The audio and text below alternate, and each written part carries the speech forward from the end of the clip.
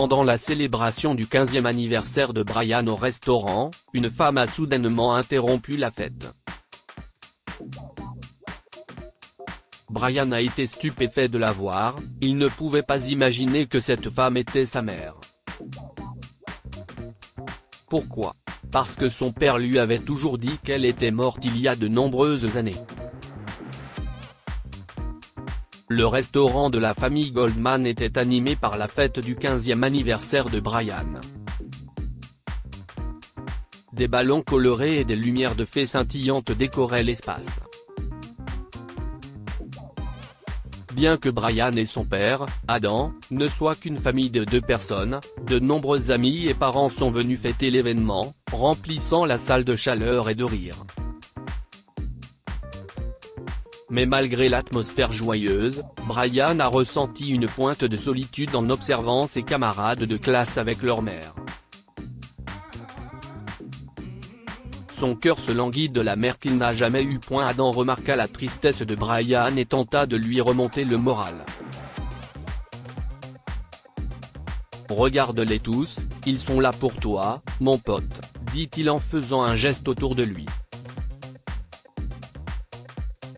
Brian réussit à sourire faiblement, mais il ne se sentait toujours pas à sa place. Je sais, papa.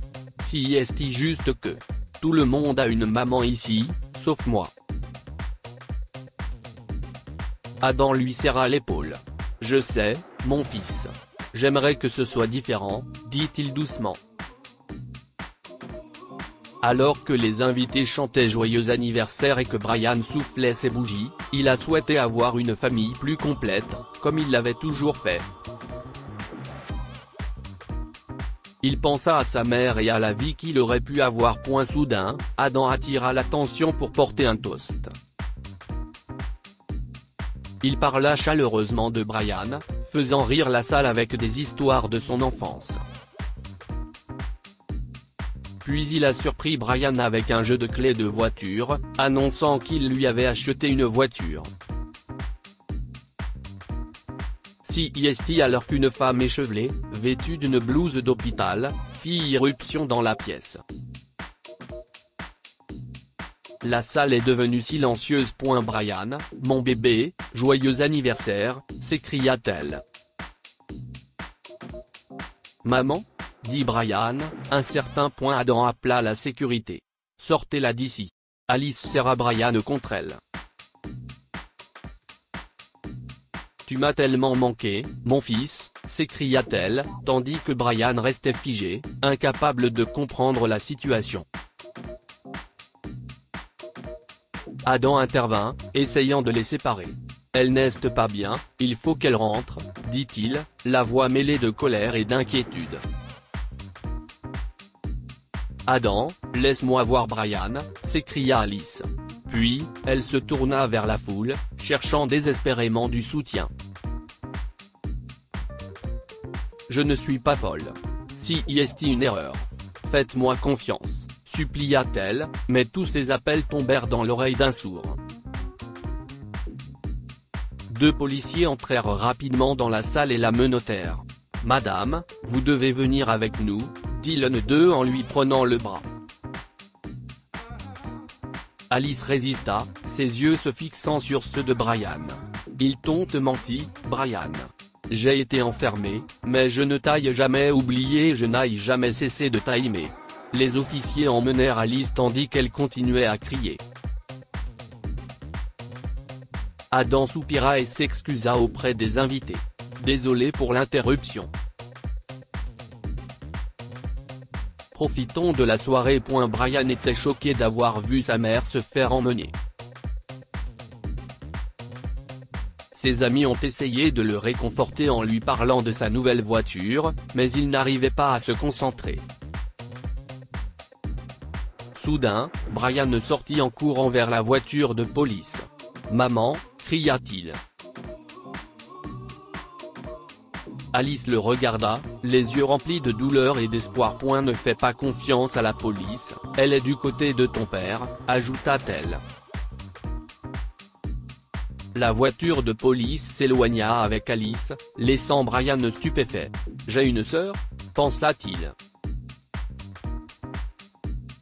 De retour à l'intérieur, Brian confronta son père. « Papa, il faut qu'on parle. » Seul à seul, dit-il. Dans le bureau d'Adam, Brian était furieux. « C'était vraiment maman ? Eh oui, tu n'as pas intérêt à mentir. Tu as dit qu'elle était morte. » Adam se passa les doigts dans les cheveux et soupira. « Oui, c'était bien elle. J'ai menti parce que je pensais que c'était mieux. »« Comment as-tu pu ?» hurla Brian. « Je te déteste pour ça. » Brian ne l'a pas cru. À ce moment-là, la porte s'est entrouverte et une jeune serveuse a jeté un coup d'œil à l'intérieur. « Monsieur Goldman, je suis désolé de vous interrompre, » dit-elle avec hésitation, remarquant la tension qui règne dans la pièce. « Il y a un célèbre critique ici ce soir. Il est incognito, probablement pour une inspection secrète. Il est assis à la table 9. Assure-toi que tout soit parfait pour lui, » ordonna Adam à la serveuse. « Nous en reparlerons plus tard, » dit Adam à Brian, en retournant à son travail. Brian jeta un regard à son père, puis partit en claquant la porte du bureau si fort qu'un tableau a tremblé sur le mur. Il s'est enfermé dans la salle de bain en sanglotant. Mais Brian savait qu'il ne pouvait pas rester assis à pleurer. Il devait sauver sa mère et sa sœur avant qu'il ne soit trop tard. Déterminé, il essuya ses larmes. « J'arrive, maman », cesse-t-il murmurer à lui-même. Brian se rendit à la cuisine, où un chef préparait un plat raffiné. Il fit semblant d'être curieux. « Qu'est-ce ce que vous préparez ? Ça sent super bon. » Le chef, fier, expliqua qu'il préparait du foie gras poêlé avec une réduction balsamique. Pendant que le chef va chercher quelque chose, Brian ajouta un laxatif au plat et le remua secrètement. « Utilisez toujours des herbes fraîches, » conseilla le chef en revenant sur ses pas. « Merci, je m'en souviendrai, » dit Brian, avant de partir rapidement. Puis, il conduisit sa nouvelle voiture en direction de l'hôpital psychiatrique où sa mère était censée se trouver. À l'hôpital, Brian aperçut un groupe d'étudiants en médecine. « Je suis avec eux. » « Désolé, je suis en retard, » dit-il à la réceptionniste, avant d'attraper une blouse de visiteur et une carte d'accès au service pendant qu'elle était distraite. Déguisé, Brian chercha sa mère dans les services. Il finit par la trouver. « Maman, » chuchota-t-il. Brian ? Si est-il vraiment toi ? demanda-t-elle, la voix faible. « Oui, si est-il moi. Je suis venu dès que j'ai su que tu étais là, » répondit Brian en lui tenant la main, faisant de son mieux pour retenir ses larmes. Les yeux d'Alice se sont remplis de larmes tandis qu'elle s'adressait à Brian. « Je suis vraiment désolé, Brian. Ton père, il. » Elle s'arrêta, regardant nerveusement autour d'elle. « Il a fait beaucoup de choses, maman. Maintenant, je sais aussi pour ma sœur, » dit Brian à voix basse. Alice acquiesça. « Oui, ta sœur. J'ai essayé de l'aider à s'échapper, mais ton père l'a découvert et m'a fait enfermer ici pour me faire taire. Nous allons te faire sortir et retrouver ma sœur, » promit Brian en lui serrant la main. « Comment ? Le personnel ici, » commença Alice. « Ils ne nous arrêteront pas. » J'ai une carte clé, l'a interrompu Brian en lui montrant la carte. Brian partit rapidement et se rendit dans la salle des médecins. Il trouva une blouse et un masque de médecin et les apporta à Alice. mêlés. Cela nous aidera à partir sans que personne ne s'en aperçoive, murmura-t-il avec insistance. Alice chabilla rapidement, bien que ses mains tremblent. « Est-ce que ça va marcher ?» demanda-t-elle. « Il le faut », répondit Brian en l'aidant à ajuster le masque. Ils marchèrent tranquillement dans l'hôpital. À la sortie d'un service, Brian se sentit plein d'espoir. Ils sortirent dans la nuit et se dépêchèrent de rejoindre sa voiture. Mais un agent de sécurité les a vus et a crié « Dépêche-toi, monte », hurla Brian. Ils sautèrent dans la voiture juste au moment où le garde arrivait en courant. Brian partit rapidement, le garde les poursuivant dans un véhicule de sécurité. Est-ce qu'on va pouvoir les semer ? demanda Alice, effrayée. Nous y arriverons, lui assura Brian, qui s'engageait rapidement sur la route principale. Ils perdirent le véhicule de sécurité après une course-poursuite tendue à travers la ville. En s'arrêtant, Brian dit « Nous devons courir maintenant ». Ils quittèrent la voiture et coururent dans la ville, où ils prirent un taxi. « Dirigez-vous vers l'ancienne route de Milltown », dit Alice au chauffeur de taxi. Ils roulèrent jusqu'à ce que les environs se transforment en forêt dense.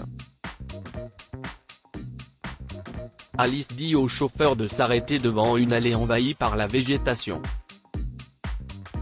« Si est ici », dit-elle doucement. Brian paya le chauffeur de taxi et ils sortirent dans la forêt froide. Une vieille maison délabrée se dressait devant eux, sa peinture s'écaillait et ses fenêtres étaient condamnées. « Si est vraiment ici ?» demanda Brian en regardant autour de lui. « Oui, si est ici qu'il l'a gardé. » Qu'il la garde peut-être encore, répondit Alice en regardant la maison. Ils s'approchèrent de la maison. La porte n'était pas verrouillée, ils la poussèrent et entrèrent. L'intérieur de la vieille bâtisse était poussiéreux et rempli de vieux meubles et de toiles d'araignée. «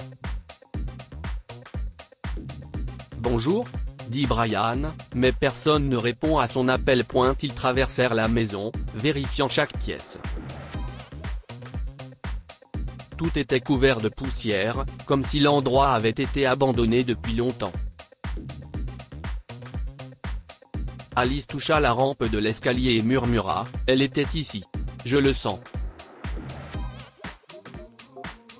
Ils sont montés à l'étage et ont décidé d'aller voir au sous-sol. Il y faisait froid et humide. Une porte verrouillée se trouvait au bout de la pièce. Brian trouva un pied de biche et s'en servit pour forcer la serrure. En ouvrant la porte, ils entendirent les sirènes de la police. « Ils arrivent », chuchota Brian. L'ignorant, Alice se précipita dans la pièce et ouvrit une grande boîte de poupées. Elle en sortit une poupée qu'elle serra contre elle en disant « Ma fille, nous t'avons sauvée ». En entrant dans la maison, la police emmena Alice. « Venez, madame. Il faut qu'on y aille. On vous emmène chercher de l'aide. » Un policier informa alors Brian qu'Adam avait été arrêté parce que quelqu'un avait été empoisonné dans son restaurant, à cause de Brian qui avait trafiqué la nourriture pour se venger d'Alice. Brian s'effondra sur le sol et enfouit son visage dans ses paumes, accablé. Que s'est-il passé ensuite? Le restaurant fut fermé et son père dut faire face à des problèmes juridiques et financiers. Brian regarda tout s'effondrer, se sentant coupable. Il avait essayé de faire du mal à son père, mais cela avait fini par nuire à beaucoup d'autres. et Brian ne pouvait rien faire pour arranger les choses. Certes, il s'était promis d'essayer de réparer les dégâts, mais il savait que certaines choses ne pouvaient pas être corrigées.